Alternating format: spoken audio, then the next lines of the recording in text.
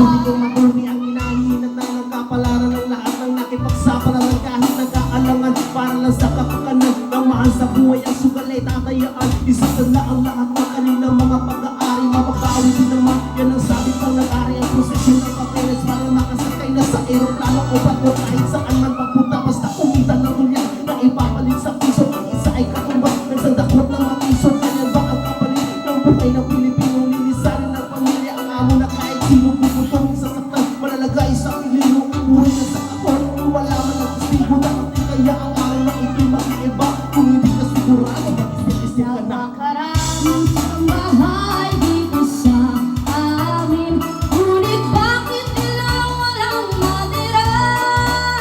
Napakaraming labandera dito sa amin, ngunit bakit nila walang matira?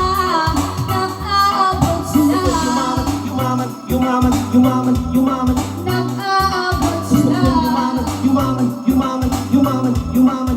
nag-aabot sila. Subukan mo isipin kung gaano kabigat ang buhat ng maleta. Halos di mo na maangat, iakabilin ng anak para to sa kanila. Lalayo mo bang mag-alaga ng anak ng iba matapos lamang sa kolehiyo? Matutubos din ang ilo, piling mo na kung anong gusto laro ang iyang ilo. Panagal sa kontrata ko, titiisin ko muna to. Basta ang mahalaga, ito'y para sa pamilya ko. Puro dito sa